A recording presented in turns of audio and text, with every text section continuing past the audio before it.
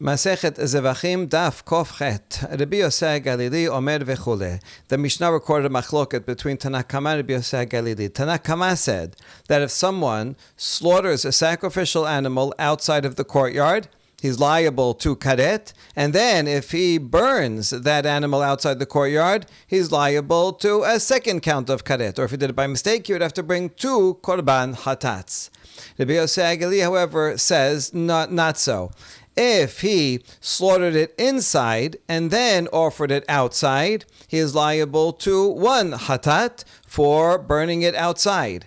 And if he slaughters it outside and burns it outside, he also is liable only to 1 korban hatat for slaughtering it outside, because once he slaughters it outside, it is an invalid korban. And therefore, when he burns it outside, he's burning something that's already invalid. And therefore, he would not be liable to hatat. In other words, you're only liable to bring a hatat if it's a valid animal that you are burning.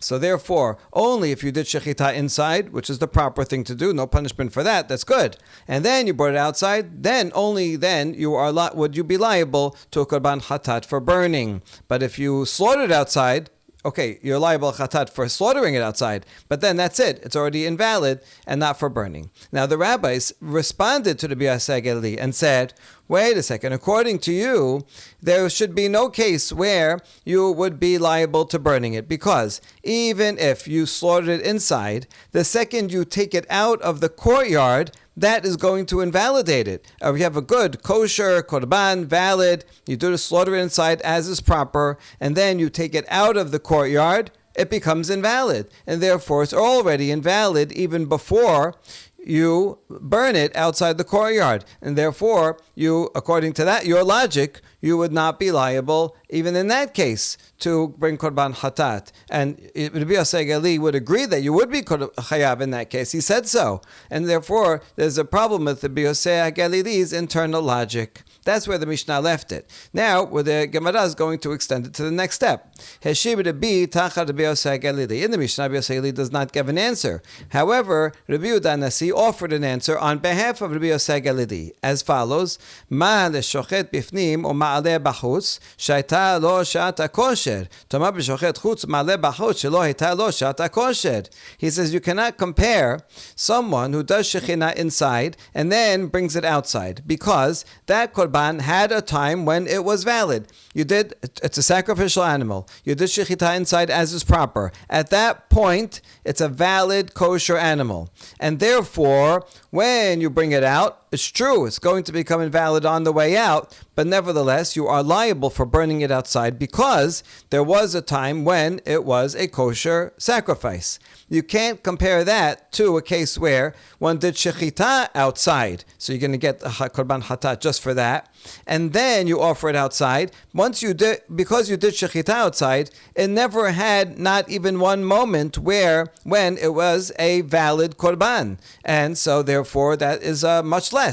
Since it never had a one moment of being a valid korban, when you burn it outside, you're burning nothing. You're burning something that's it's not a korban. You're only liable a hatat or karet for burning outside something that is a valid sacrificial korban. Now, so even though the thing that once you take it outside, when you slaughter it inside and take it out, it's no longer valid. Okay, fine, it's no longer, but it was valid, had a time of validity. So that's something. That one, if you burn it outside, you're chayav karet. So there's a good reason to make a distinction between the two cases that the rabbis had challenged him with.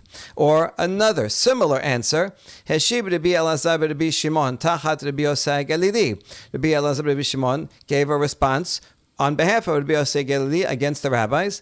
Ma leshochet bifnim u'ma'aleh bachutz sheken kodesh mekabelo. Toma b'shochet bachutz she'en kodesh mekabelo. You can't compare the case where someone slaughters it inside and then brings it outside, because although it's true, it invalidates it when you take it out, but if someone would then take that meat that was taken outside the courtyard, bring it back and put it on the altar, you're not supposed to put it on the altar, but b'diavad, if you do, then you leave it on the altar. The Kodesh Mikabelo, the altar will sanctify it. So in other words, it's not totally invalid. It's only somewhat invalid.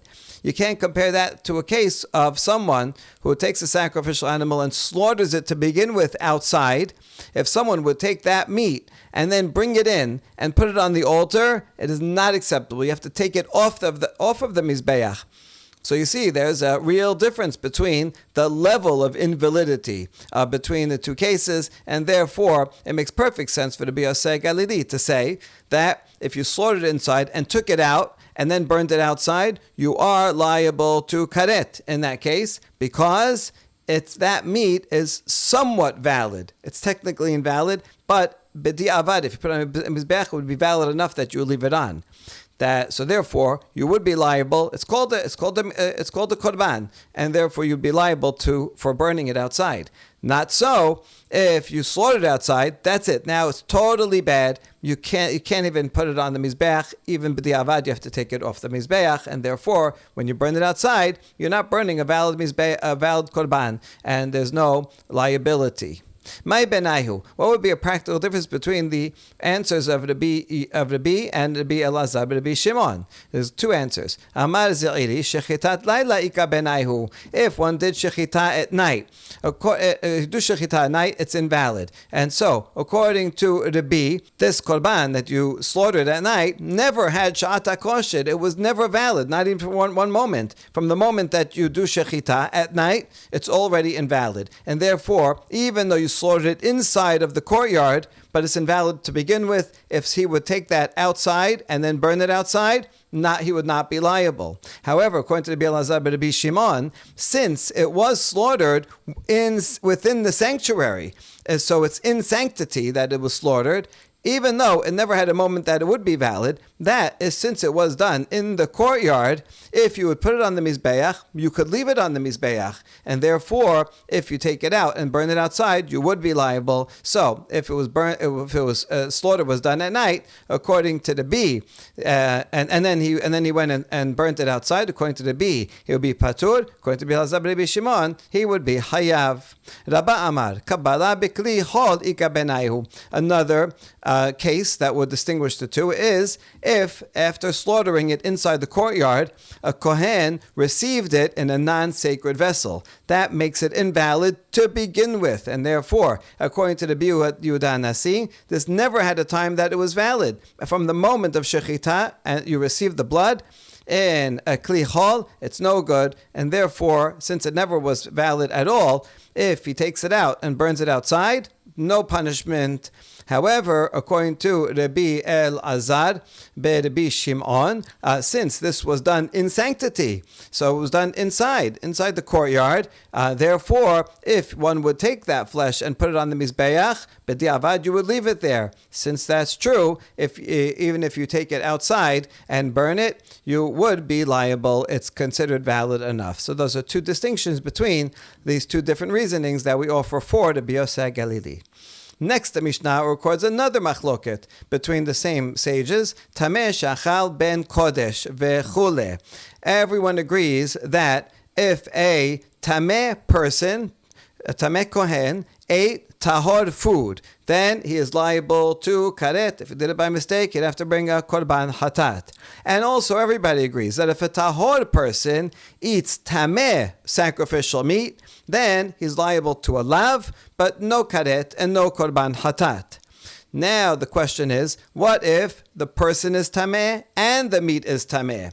According to Tanakama Chachamim, they say, well, the person is tameh and therefore he gets karet. Even though the meat is also tameh, but this is worse. Whereas the Biyoseh Galili says no, the meat is tameh, and therefore that's a lav. The fact that the person is also tameh is not going to make it worse, and therefore he does not get karet. What the Gemara says, Shapir Kamar le Rabbanan le Biyoseh Galili. The Rabbanan told the Biyoseh Galili, your logic doesn't make any sense, because you would never have a case where someone would get karet, because let's say the meat is tahor and the kohen is tameh, and you said there he gets karet. Okay, let's see. How's it going to work? The food's on the table. The kohen goes and picks up the food. The second he touches the sacrificial meat, it becomes tameh already. And then when he eats it, this is tameh meat, so he's not going to get karet. So then, according to your own logic, you're not going to have a case where the kohen is tahor and the meat is tameh, that when the kohen is tameh and the meat is tahor, because it's going to make it tameh, and so then you're never going to have karet. So the Gemara says, that's a good challenge that the rabbis say to the Rabbi Yosei Galili. אמר רבא, כל אחד דנטמע טומאת הגוף ואחר כך נטמע בשר, דכול עמלה פליגי דחייב, שכן טומאת הגוף בכרת. Rava explains, in fact, any case where the person is tameh first, and then the meat became tameh. In other words, we look at the timeline, right? Go back and see which one became tameh first.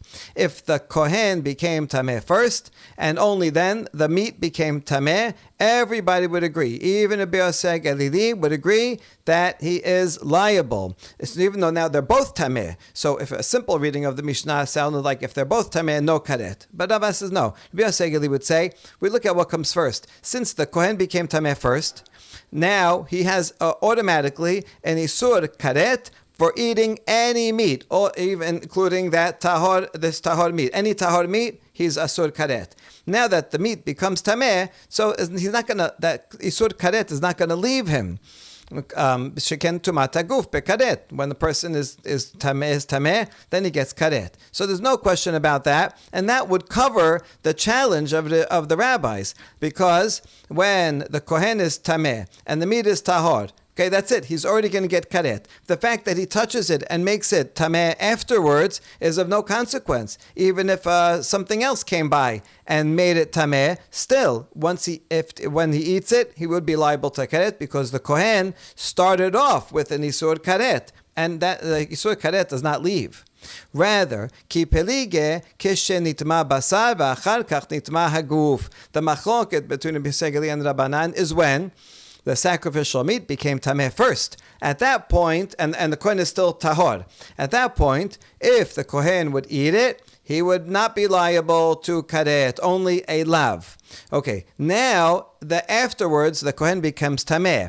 Now is his isur karet going to add another level, another prohibition upon the meat? We have a general rule that en isur hal al isur. If something is already prohibited, then you're not going to have another prohibition that applies to it. So it's already prohibited as a lav, and so now, even though the kohen is tameh, he doesn't add a second prohibition, and therefore this is the machloket. The Rabbanan sabre amrinan migo, v'Rabbi Yosei Galili omer savar la amrinan migo. And so the difference is that the rabbis we say since now the kohen is prohibited to more things. When he was tahor, it's true he wasn't able to eat this tameh meat, but he was able to eat other tahor meat.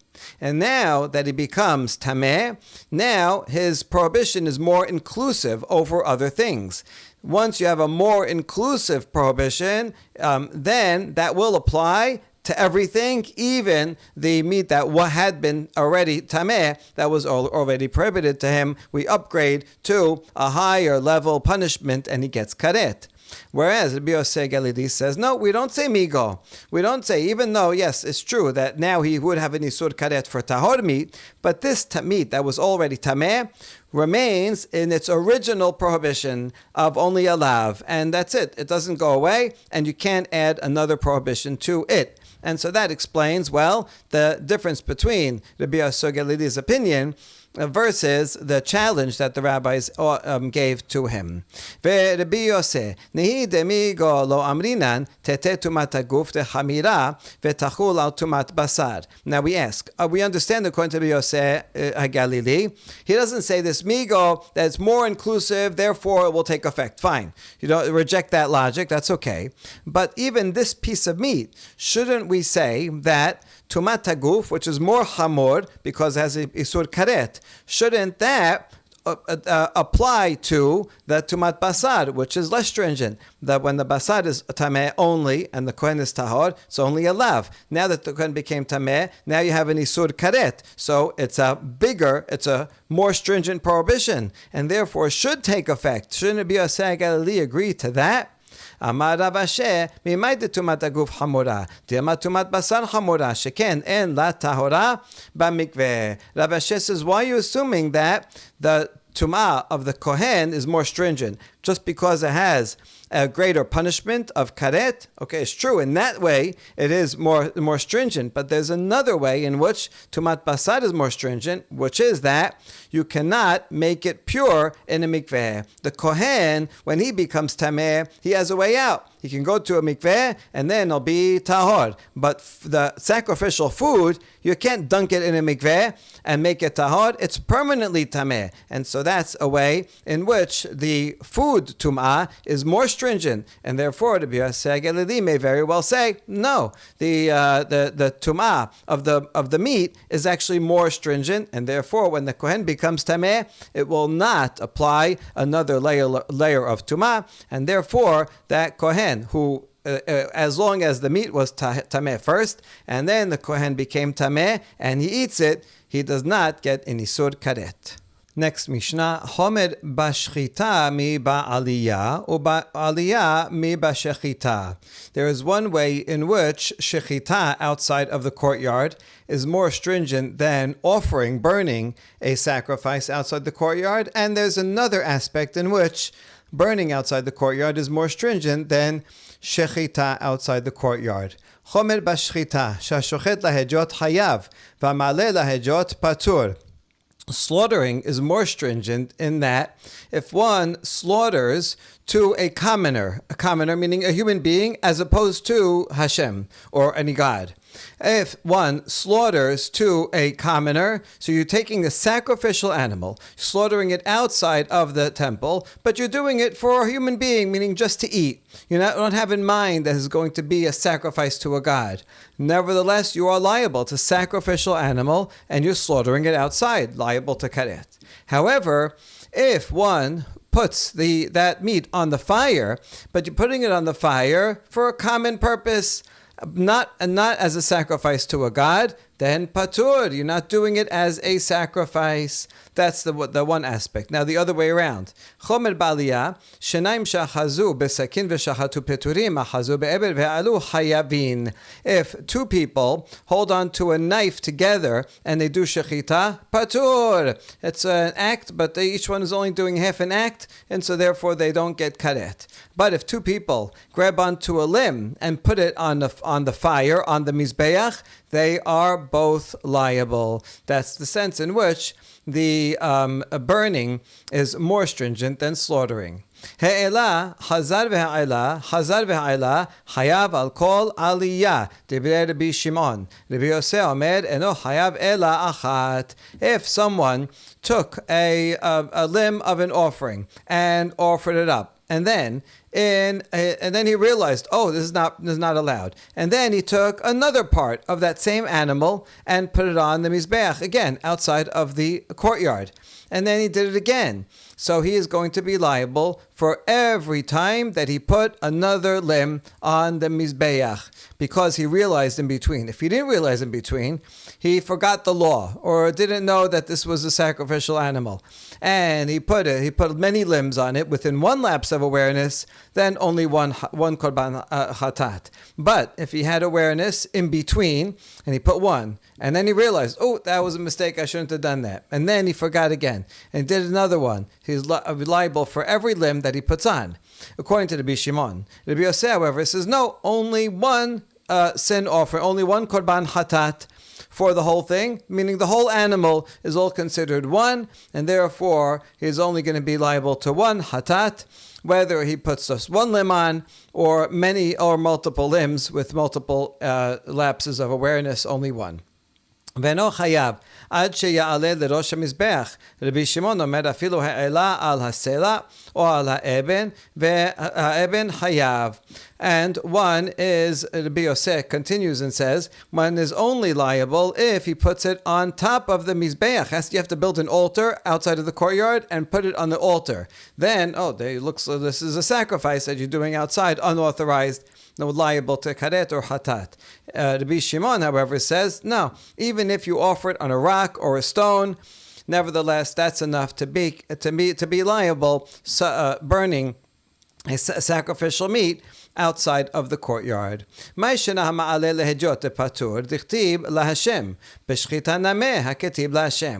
going to look for a source for the first law, that someone who sacrifices to a commoner is not liable, because remember in Vayikra 17, Pesukim 8 and 9 are talking about offering, burning, whereas the previous Pesukim before that are talking about slaughtering. So in the latter part, 17:9, it says La Hashem, sacrifice it to Hashem, meaning you only get karet if you sacrifice it to Hashem, but if you sacrifice it to a commoner, not to God, then one is not liable. Okay, fine, that would make sense. The problem is that in the beginning of the chapter, it also says La Hashem in the context of sacrificing. And then you'd have to derive from there that sacrificing to a commoner would also not be liable. But that's not true. The Mishnah said that there's a difference, but they both say La Hashem, so that can't be the derivation.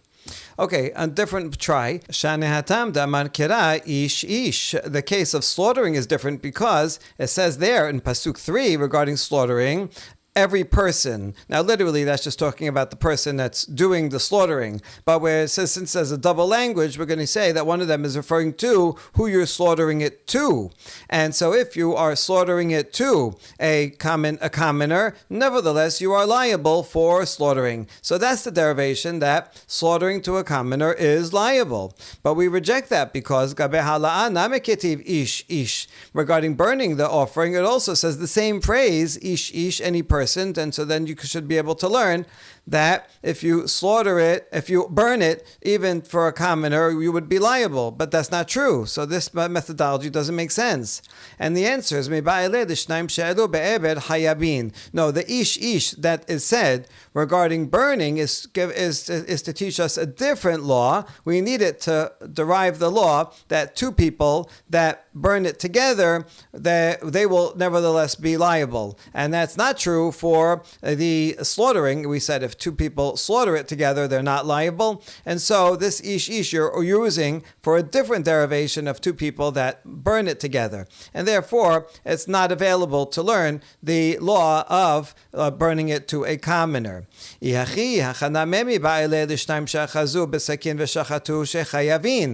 if so, if ish regarding burning means that two people that do it are liable, so then why don't we take the ish that's said regarding slaughtering and learn that two people that grabbed onto the knife and did the slaughtering should be liable? So you use it to teach the same law.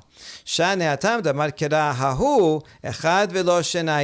there it's different because regarding slaughtering it says ha'ishahu, that person, meaning only that person, only when one person does slaughtering is liable. But if two people do it, he is not liable. Since we know that two people that do it is not liable, therefore ish is now available to learn that slaughtering to a commoner is liable. Wait a second. Regarding burning the sacrifice, it also says the word hahu. So why don't we learn from there that also it's only if one person puts the limb on and not two people. No, the word hahu that said regarding burning is required to say only a person that does it on purpose is going to get karet. But someone who does it by mistake or compelled or was an error, shogeg and mut'eh, similar. It could be different types of error. He was an error about the law, or he was an error about the facts of the situation. So that's what hahu comes to include. Comes to teach that only someone who does it b'mezid is going to get the karet and not anybody else. So since we're already using hahu for that, so we can't use hahu to teach me that two people are not liable. In fact, two people are liable, as we said from ish. Well,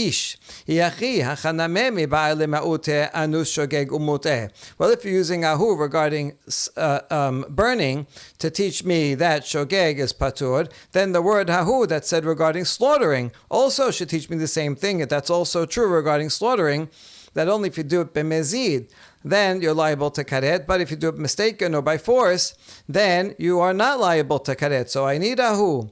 And the answer is tereh ahu ketibe. In fact, in the beginning of the paragraph regarding slaughtering, it says ahu twice. And therefore, one of them will be to teach me that it has to be bimezid in order to be liable. And the other hahu will teach me that regarding slaughtering, it has to be only one person that does it. And if two people do it, then they are not liable. Now that I know that from that second ahu, now we go back to ish. So the ish regarding slaughtering cannot possibly be teaching us that two people will be liable, as it does as they would be for burning it. Can't be that. We can't learn that for slaughtering, and therefore the ish is open, and then so therefore we can use it to teach me that if someone slaughters something for a commoner, he is nevertheless liable. So it's through this whole chain of derivations that we can derive that first law in the Mishnah. Veda la Hashem la mali. Now going back all the way to the beginning when we said, maybe we learn it from the word la Hashem, and we said, but it says la Hashem in both places, so it can't be that la Hashem is teaching me that it has to be only to a god and not a commoner. So therefore, if la Hashem is not teaching me the law about a commoner, but rather we're learning it from ish, so then what does la Hashem teach? And the answer is leosi sa'ir mishtaleach. It's coming to exclude the scapegoat on Yom Kippur. If someone goes ahead and slaughters that scapegoat outside of the courtyard, then he is not liable. It's supposed to go leave the temple courtyard alive in any case, so it's different from other korbanot, and so he's supposed to send it out into the wilderness. So according to the Mishnah, push it down the mountain. If he would slaughter it, technically it is a kind of like a korban. He's slaughtering outside the courtyard, but because it's such a different type of sacrifice, he is not liable karet for slaughtering it outside. That's what we learn from la Hashem. Only the korban that stays inside, that's la Hashem. The other sa'ir that stays inside la Hashem, which is a regular korban, if he would slaughter that outside the courtyard, he would be liable. But the other one, he is not liable. Moving on to the next part of the Mishnah that says chomer beha'ala'ah, that burning the korban outside of the courtyard is more stringent in that two people that do it together, put a limb on the fire, are both liable to karet or korban chatat if they do it by mistake, whereas two people that slaughter together with one knife, they are not liable. Tenor banan ish ma tamud omar shenaim shachazu be'eber ve'aylu shechayavin. Baraita teaches the source that it says the word ish in 17:8 regarding burning. What does that teach? It comes to teach that ish, two people that hold on to one limb and put it on the fire, they're both liable. Sheyachol, v'alo dinu. Without this pasuk, I would have considered the following kal vachomer. Uma shochet lehejot shechayav, shenaim shechazu b'sakim v'shachatu peturin. Considering that someone who does shechita to a commoner is liable, so you see shechita is more stringent than burning, and two people that hold on to a sakin are patur. So in a case of shechita, which is more stringent in that if you do shechita to a commoner, you're liable, and yet two people that do shechita together are patur, then hama'aleh lehejot shepatur and odin sheshanayim shachazu peturin. Someone who puts on the fire for the purpose of a commoner is patur. So putting on the fire is less stringent. All the more so if they both if the two people together put something, a limb on the fire, they should be patur. That would be a logical kal vachomer. And that's why I need the pasuk. Talmud omar ish teber b'shimon. That's why I need ish to teach me that two people that burn something are both liable according to the Bishimon. The Braita goes on, and now we learn that actually this is subject to a machloket. Rabbi Yosef omer hahu echad velo shenayim. Rabbi Yosef says that the word hahu that's said regarding burning of the sacrifice outside of the courtyard teaches me that that only one person is liable, and if two people put the limb on the fire together, they are not liable. If so, Rabbi Yosef, what are you going to do with the phrase ish ish? And he would answer, the Torah uses normal language of people. The point is each and every person, and you're not going to learn any halacha from the doubling of ish. Rabbi Shimon, what's Rabbi Shimon going to do with the word hahu? Hai hahu mi ba'ele lemeute shogeg anus umut'eh. Oh, he's going to use hahu, as we said above, to exclude someone who burns outside of the courtyard sacrificial meat, but he does it by unwittingly or compelled or by mistake. Rabbi Yosef, me'ahu hahu, and Rabbi Yosef, where is he going to learn that you're only liable if you do it b'mezid? He's going to learn it from the extra he. Number one, you have the word hu, which is you could learn one thing, and the extra he, hahu. So in fact, you could learn two things from hahu. Rabbi Shimon, hu hahu la daris, and Rabbi Shimon, what would he do with the he of hahu? He would say, I don't learn anything from it. It's all one word. And so even though it was Rabbi Yosef that said before, when it came to the ish ish, so Rabbi Yosef didn't learn anything from ish ish, and Rabbi Shimon, he has a different methodology, and he thinks you can learn from ish ish, the doubling of the words, but not from an extra letter. Rabbi Yosef, medahai ish ish dibra Torah k'shon ben adam, hahu ish ish name dibra Torah k'shon ben adam, vela shochet lehajot minale dechayav. Now, according to Rabbi Yosef, since he said that regarding ish ish, we say the Torah speaks in human language, and we don't learn anything from ish ish. Well, in that case, when it comes to the ish ish of shechita, also you're going to say we're not going to learn anything from the doubling of the language, but we were using that as a source for someone who does shechita for a commoner, that he is liable, because it says ish ish. So one is the person doing it, and one is the person to whom it is being slaughtered. And so we used this before to say if someone slaughters to a commoner, he is liable. However, if you don't use ish ish for a derasha, then where are you going to learn that stringency from? And the answer is nafkale me dam yechashem laishahu dam shafach va'afilu hashochet leish. We're going to learn it from the phrase that says blood shall be imputed to that man. He has shed blood. And so from that extra language, we learn that even if he slaughters it for the sake of an ordinary person just to eat it, that still has liability. The next part of the Mishnah teaches ha'ela ve'chazar ve'ha'ela. If someone put one limb and one lapse of awareness and realized, he's not allowed to do that, but then forgot again and put another limb, and then realized again and forgot it, put another limb, according to the Rabbi Shimon, he's liable to another korban chatat each time he puts another limb. However, the Rabbi Yosef says no, it's only one korban chatat. Let's explain why. We're going to see three different interpretations of the machloket between Rabbi Shimon and Rabbi Yosef. Amar Resh Lakish, machloket be'arba'a v'chamisha evarim. Temor sabar ki ketiv la'asot oto, al hashalem hu dechayav ve'eno chayav al hachaser, akol behema ketiv. Resh Lakish says that the machlok is going to be when one puts 4 or 5 limbs, any number, in different lapses of awareness. The first one opinion, that's Rabbi Yosef, who's always lenient. He says that when the pasuk says la sot oto, to sacrifice it, that's referring to the entire animal, a full animal. If he puts the whole animal on burns it, then he could put it piece by piece, but he's only going to be liable when he puts the last limb and the whole thing is on there. Then he is liable, but he is not liable if it's lacking. And therefore the oto is referring to the entire animal. However, morsa kol eber ve'eber ketiv. Rabbi Shimon thinks that lasot oto, each oto is referring to each limb, and therefore he's liable to each and every limb. Aval eber echad, dibra kol eno chayav ela achat. If it happens to be, there's different interpretations of this line. We'll follow Rashi here. Let's say someone is putting on the last limb. The rest of the animal someone else put on, whatever. And now this guy comes and puts the last remaining limb on the fire.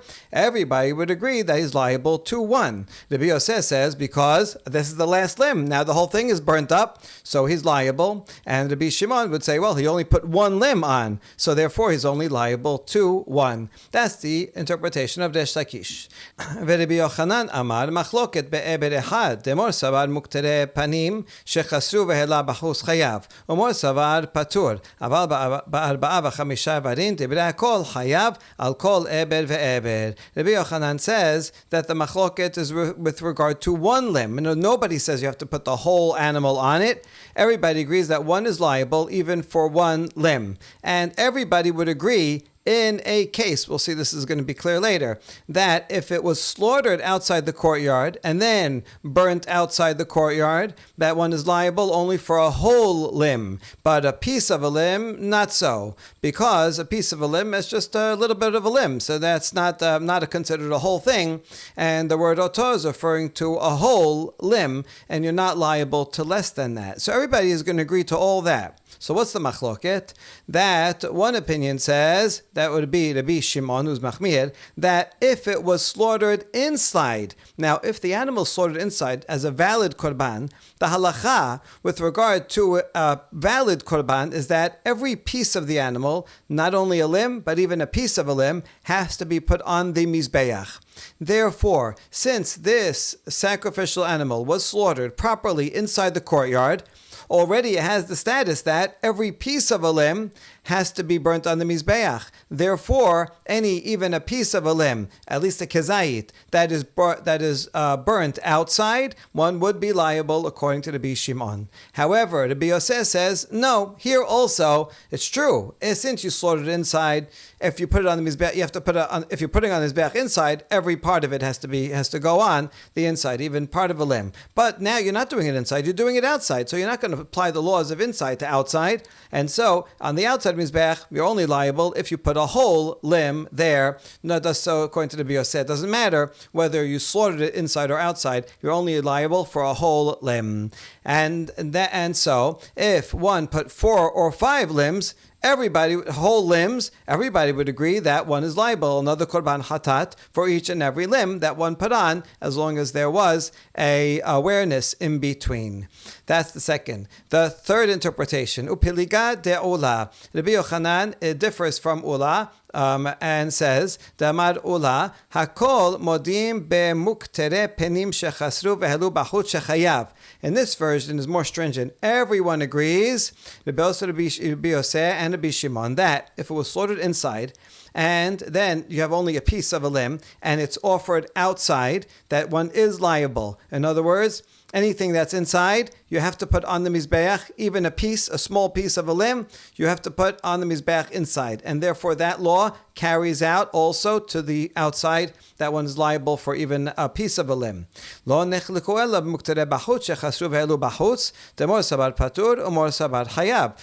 machloket is regarding something, a sacrificial animal that was sacrificed outside, and then only part of a limb is placed outside. Rabbi Yosef says, patur. No, this law of only a piece of a limb, that applies only in a proper korban, on the inside, proper mizbeach. But an outside mizbeach, if it's slaughtered outside, no, forget it, then only a whole limb. But Rabbi Shimon says, no, this applies also, even a piece of a limb has to be placed on, even a piece of a limb, that law applies not only if it's done shechita inside, but also outside, and therefore one is liable even for a piece of a limb that is placed outside, not only for a whole limb. That's one version of what Ula says. Ika damre amar Ula, hakomodim b'muktere chut shechasra v'elu b'chut shu patur, lo nechluku ela b'muktere penim shechasru v'elu b'chut demor sabar patur demor sabar chayav. This second version of Ula is the same as Rabbi Yochanan. So here it says upiliga. The first version of Ula is in disagreement with Rabbi Yochanan.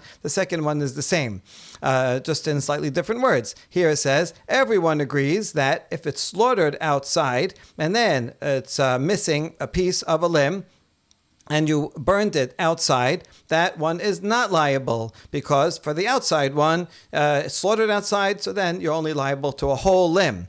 However, the machloket between them is if it was slaughtered inside. So already now it has the laws of an inside of a valid korban, where every piece that needs to be burnt, even a piece of a limb, you have to put on the mizbeach. And therefore that carries out also to the outside one. If you slaughtered something outside, then one would be liable. That's where the machloket is, where Rabbi Yosef says, no, patur, I don't agree with that. It doesn't carry out outside. And Rabbi Shimon says, yes, it does. The same law inside and outside. Upeligi de Abu Dishmuel alishna kama de Ula de Amar Abu Dishmuel. And now we point out that the father of Shmuel said a statement that shows that he does not agree with the first version of Ula regarding what Rabbi Yosef said, but rather he would have to agree with what Rabbi Yosef says in the second version. Why? What did he say? He said, Keman mehaderinan pokrin legabe mizbeach, Keman de la Rabbi Yosef. According to whose opinion do we return pieces of a korban that fell off a mizbeach? We're talking about a good korban, valid korban that's put on the mizbeach in the courtyard, and now it's burning, but it fell off. And the law is that you have to put it back on. Well, why do you have to put it back on? It's only a piece of a korban. Oh, you know what? We're not following Rabbi Yosef. So if he says we're not following Rabbi Yosef, that means he agrees with this second version. Because in this second version, we said that if something is burned, is slaughtered inside and then offered outside, Rabbi Yosef would say, patur, that because you don't, even if it's offered, if slaughtered inside, you don't have to put, it's not a piece of a korban does not have to be burnt inside, and therefore you're not liable even for outside. So you see, according to this version, Rabbi Yosef says that even for a proper korban that's slaughtered inside, a piece of a limb does not need to go on the mizbeach. And so there you go. So Rabbi Yosef would say you don't have to return it to the mizbeach. But if you follow the first version, in this version, it says that everyone agrees that if it's slaughtered inside, then you offer a piece of it outside, you are liable. Well, you're only liable outside because inside you would have to put on the mizbeach. And that says even Rabbi Yosef agrees that you have to put on the mizbeach. And therefore, the law that you have to return a piece on the mizbeach would be according to Rabbi Yosef in the first version. Therefore, it's evident that the father of Shmuel does not agree with the way to be what Rabbi Yosef said, as what he's reported to say, according to the first version of Ula. And now we had another machloket where Rabbi Yosef said one is liable for offering something outside of the Beit HaMikdash only if it's on a proper mizbeach that's erected there. But if he just offers it on the floor, on a stone, not liable. So that's Rabbi Yosef's lenient again here. And Rabbi Shimon is machmir, and he said, no, even you don't need a proper mizbeach, even if he just offers the sacrificial offering on a rock or a stone outside the courtyard, he is liable to karet. Amar Rav Huna, my Tama de Rabbi Yosef. What's the source for Rabbi Yosef to be lenient? Tichtiv vayiben Noach mizbeach laHashem. Because says Noach, when he left the Teva after the flood, he built a mizbeach to Hashem. Meaning, you have to build a mizbeach. He didn't just make a korban on one of the rocks. So that means that he was allowed to do it. This is a time that Bamot were permitted. He was supposed to do it. Hashem said, go and take. There's no Beit HaMikdash at that time. There's no Mishkan, obviously. And Hashem told him, you have to make these offerings, take 7 of these animals to make offerings. And so the law of what you are supposed to do in the time when Bamot are permitted is equivalent to the law of what would be liable to karet when you do it when at a time when Bamot are not permitted. And so therefore, just like Noach made sure to build a mizbeach, so it means you have to build a mizbeach to make a proper offering, so too, to get karet at a time when it's not allowed, you have to do it with a mizbeach.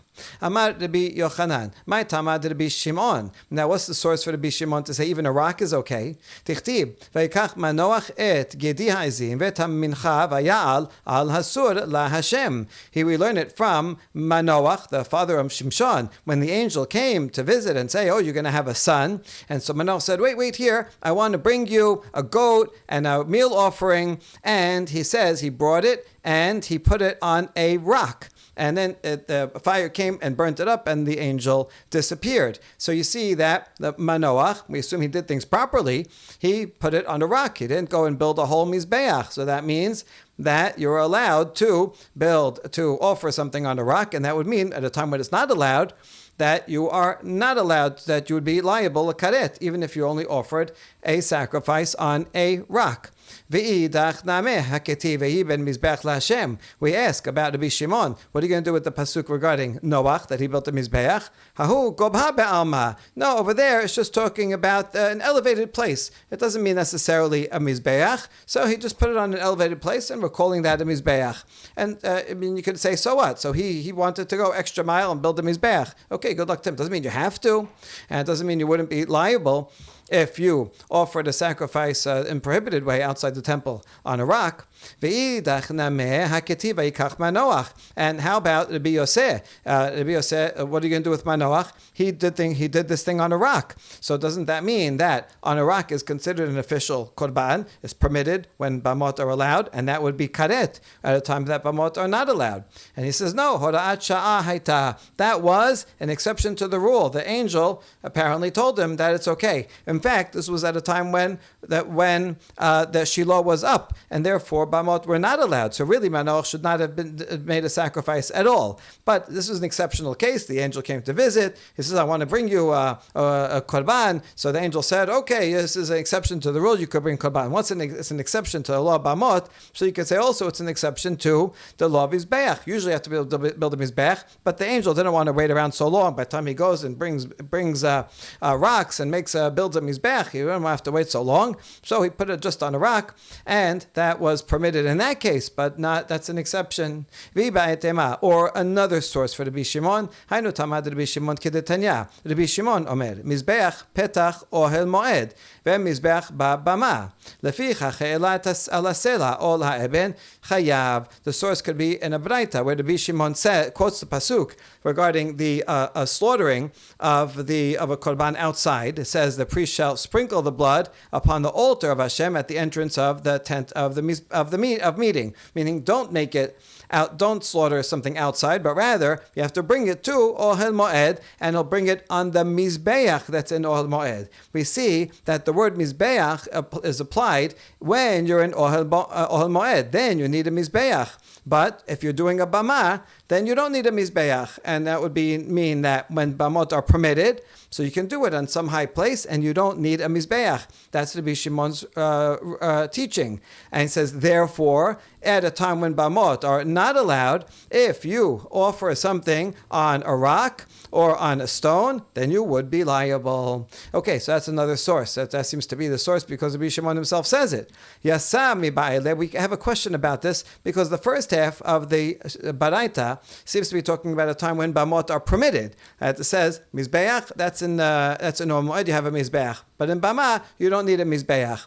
And therefore, if that's talking about a time when bamot are permitted, it should say, therefore, if you make an offering on a sela or an even, you should say yasa. You fulfilled your obligation. Chazak Baruch, you did a mitzvah by bringing a nice korban on the bama. So since the first half is talking about when bamot are permitted, how come it doesn't say yatsa rather than chayav?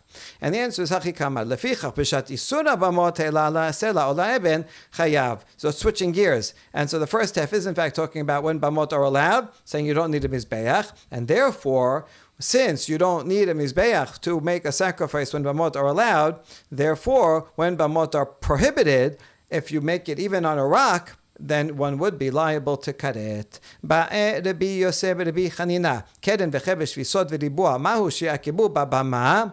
Rabbi Yosef, the son of Rabbi Chanina, asked a question. When you're making a bama, do you need all of the features that you have for a mizbeach? Like, do you need the corners that are on top, that are sticking up, and a ramp? And does it have to be a square shape? And does it need a base, the base of the altar that sticks out? Do you need all those architectural features in order for it to be a proper bama?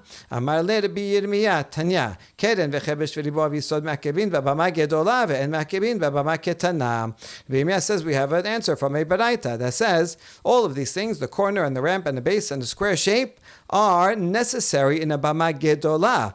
There were different times when there was a public bama that everybody would go to, like at Gilgal, and there were offered many, many sacrifices. If you're making an official public bama, then yes, it needs all of these features. But if it's a small private private altar that you're just doing in your backyard, then you do not need to have all of these 4 items. Baruch Adonai Leolam, Amen ve'amen.